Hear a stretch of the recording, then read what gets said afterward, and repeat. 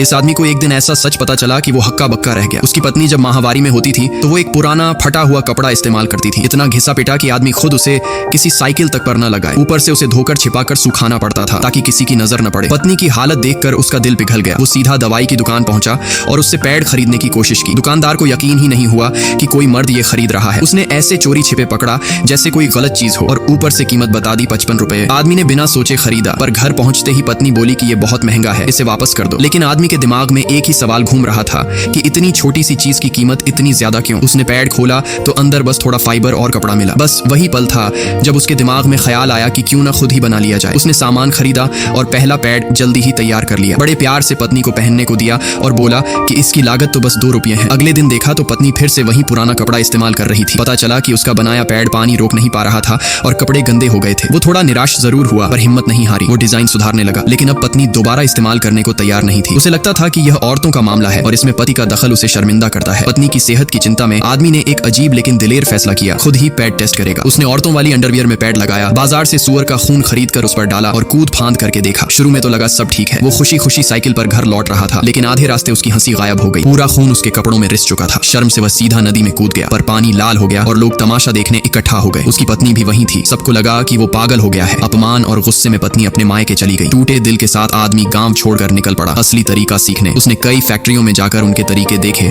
और बाजार वाले पैड लैब में भिजवाकर जांच करवाए। तब उसे पता चला कि असली पैड में रुई नहीं, खास तरह का फाइबर होता है। उसने इंटरनेट पर ढूंढ ढूंढ कर पूरा प्रोसेस पढ़ा और एक छोड़े छाड़े गोदाम में अपनी छोटी सी मशीन बना डाली। उसमें फाइबर डाला, अच्छी तरह फुलाया, दबाकर शेप दिया और फिर पैक करके साफ सफाई भी कर ली। आखिरकार एक सस्ता, सुरक्षित और मार्केट जैसा पैड तैयार हो गया। उसने अपनी पहली ग्राहक को दिखाकर उसे बेचने की कोशिश भी की।